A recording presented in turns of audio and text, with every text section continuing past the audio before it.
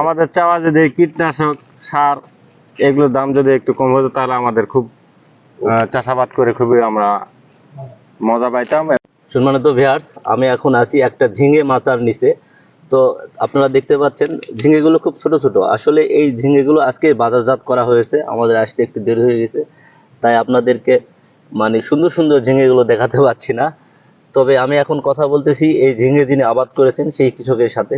আসলে ঝিঙে ফসলের রোগবালাই এবং ঝিঙে ফসলটি কেমন লাভজনক এবং এর ফলন কেমন, এগুলো বিষয়ে আজকে আমি আলোচনা করব। তো রূপ ভাই, আপনি ভালো আছেন? জি ভাইয়া, আপনি ভালো আছেন তো? এই তো আলহামদুলিল্লাহ। তো এই যে ঝিঙে যে আপনারা আবাদ করতেছেন, তো এই ঝিঙে ফসলে রোগবালাইয়ের আক্রমণ কি খুব বেশি না কি কি অবস্থা? রোগবালাই অন্য ফসলের চাইতে অনেকটাই কম। অনেকটাই রোগ দেখা যায় সেটা হচ্ছে আপনার হচ্ছে এই কিছু মাছি পোকায় ছিদ্র করে আর কি, ফলে মাছি পোকায় ছিদ্র, এই যে এই সমস্যাটা। হ্যাঁ হ্যাঁ, এই কারণে আপনারা যে দেখতে পাচ্ছেন, এই যে দেখেন এখানে কিন্তু মাছি পোকায় হুল ফোটানোর কারণে এই জায়গাটা কিন্তু নষ্ট হয়ে গেছে, এখানে একটা ছিদ্র আছে। জি জি জি, এই জন্য ওইটা আপনার গেটআপটা ভালো হয় না, এই জন্য এটা ফলটা ভালো হয় নাই। তো এই মাছি পোকা দমনের জন্য আপনারা এমামেকটিন বেনজয়েড গ্রুপের কীটনাশক স্প্রে করতে পারেন। এছাড়াও আমাদের কিন্তু একটা সেক্স ফেরোমন ফাঁদ রয়েছে, জৈব বালাই, যেটা আপনারা কি বলেন ওটাকে? তাবিজ নাকি? আপনার তাবিজ বলি আর কি, কৃষকের ভাষায় ওনারা এটাকে তাবিজ বলে থাকেন। এই তাবিজটা যদি আপনারা শতাংশ প্রতি দুটো করে আপনারা বয়াম ঝুলিয়ে রাখেন, তাহলে দেখবেন যে মাছি পোকা কিন্তু ওই বয়ামের মধ্যে ঢুকে থাকবে, ঢুকে মারা যাবে। এটা কিনতে চাচ্ছি। এই যে এই জমিটার পরিমাণ কিরকম? এই জমিটার পরিমাপ হচ্ছে আপনার হচ্ছে 5 কাঠা জমি। 5 কাঠা জমি, জি।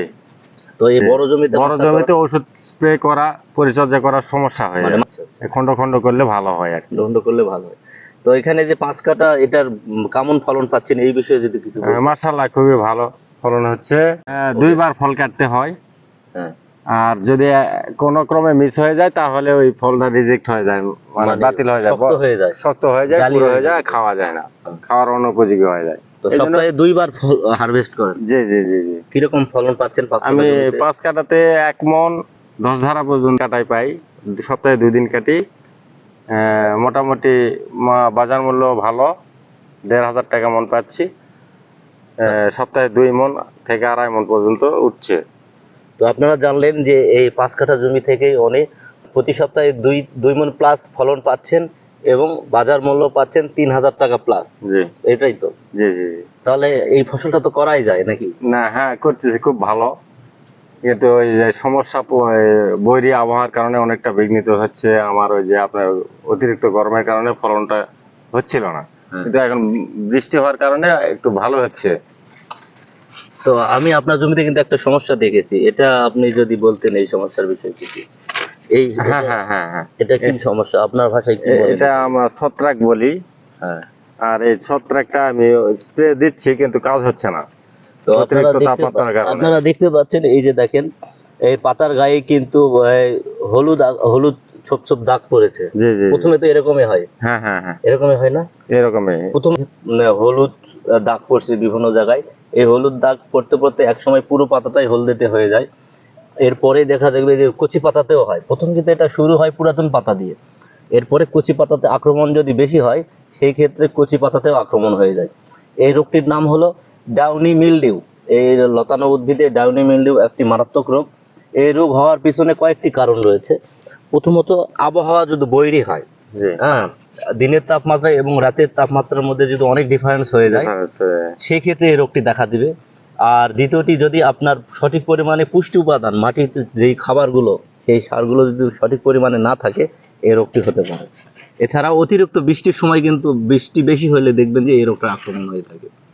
তো অনেক কয়টি কারণ, এবার খরার কারণেই সম্ভবত। হ্যাঁ, ওই যে বললাম তাপমাত্রা, দিনের তাপমাত্রা অত্যাধিক হচ্ছে। তো এটার জন্য কি স্প্রে করেন আপনারা? এটার জন্য আমি কার্বন ডাইজিম গ্রুপের ওষুধ ব্যবহার করতেছি, অনেকটা কমে গেছে আগের চাইতে। হ্যাঁ, তো আপনারা জানলেন এই ডাউনি মিলডিউ নিয়ন্ত্রণ করতে গেলে আপনাদেরকে অবশ্যই কপার অক্সিক্লোরাইড এই জাতীয় ছত্রাকনাশক স্প্রে করতে হবে, এবং এটা কয়েকবার স্প্রে করলে এর কিছুটা আক্রমণ থেকে আপনারা রক্ষা পাবেন। এবং বাকি যে পুষ্টি উপাদান ইনশিওর করতে হবে, আর এই স্প্রেগুলো সঠিকভাবে দিতে হবে, তাহলে আপনারা এই রোগ থেকে রক্ষা আরো ভালো রেজাল্ট করা যেতে পারে। মেলার কারণে অনেকটা মন খারাপ হয়ে যায়। আচ্ছা, আপনার প্রচুর পরিমাণ ওষুধ কীটনাশকের দাম, ও, কীটনাশকের দাম বেশি। হ্যাঁ।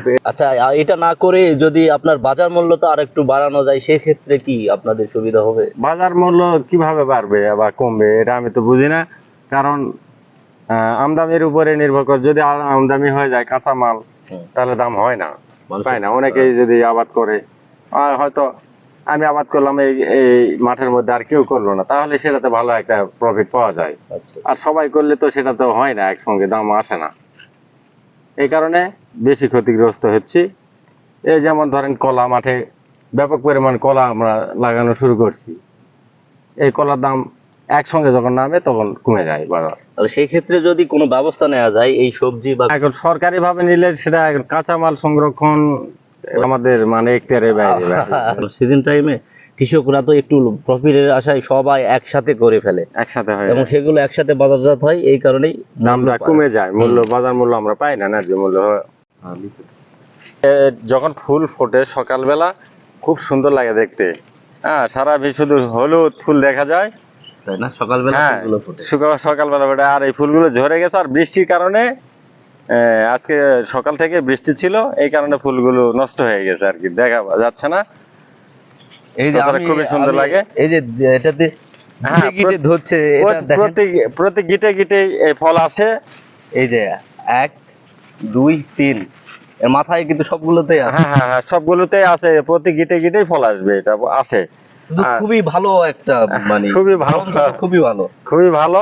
এই যে 1 2 3 4 5, হ্যাঁ, উপরে আবার একটা আছে। একটা সবগুলোতে যে বের হচ্ছে এটাতেও আছে, সবগুলোতেই কুড়ি আছে। তো মাচা ফসল আসলে খুব চমৎকার যদি ঠিকমতো যত্ন নেওয়া যায়। হ্যাঁ হ্যাঁ হ্যাঁ, কার্বন ডাইজিম দিচ্ছি আমি, আর ইমিডিয়েট ড্রপের টিডও দিচ্ছি আমি। মানে অনলি একটি ছত্রাকনাশক আর একটা কীটনাশকই ব্যবহার করতেছি। হ্যাঁ।